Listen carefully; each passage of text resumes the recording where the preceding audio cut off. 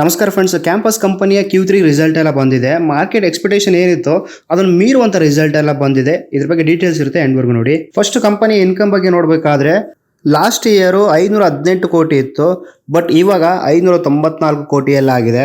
ಅಂದ್ರೆ 14% ಎಲ್ಲ ಜಾಸ್ತಿ ಆಗಿದೆ. ಇನ್ನು ಲಾಸ್ಟ್ ಕ್ವಾರ್ಟರ್ಗೆ ಕಂಪೇರ್ ಮಾಡಿದ್ರೆ ಹತ್ತತ್ರ 52% ಎಲ್ಲ ಇನ್ಕ್ರೀಸ್ ಆಗಿದೆ. ಇನ್ನು ಕಂಪನಿ ಎಕ್ಸ್ಪೆನ್ಸ್ ಬಗ್ಗೆ ನೋಡಬೇಕಾದ್ರೆ ಲಾಸ್ಟ್ ಇಯರ್ ಕಂಪನಿ 455 ಕೋಟಿ ಎಕ್ಸ್ಪೆನ್ಸ್ ಎಲ್ಲ ಮಾಡಿತ್ತು.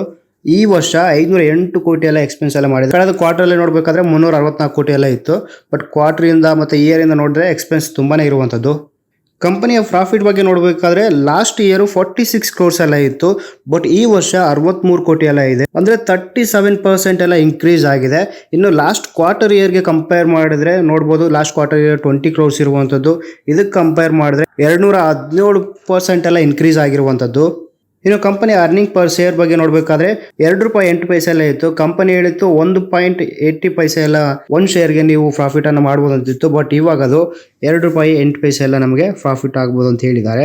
ಇದಾಗಿತ್ತು ಫ್ರೆಂಡ್ಸ್ ಕ್ಯಾಂಪಸ್ ಕಂಪನಿಯ Q3 ರಿಸಲ್ಟ್. ವಿಡಿಯೋ ಇಷ್ಟ ಆದರೆ ಲೈಕ್ ಮಾಡಿ. ಇದೇ ತರ ನ್ಯೂಸ್ ಬೇಕಾದ್ರೆ ಚಾನಲ್ ಸಬ್ಸ್ಕ್ರೈಬ್ ಮಾಡ್ಕೊಳ್ಳಿ. Thank you for watching. ನಮಸ್ಕಾರ, ಬಾಯ್.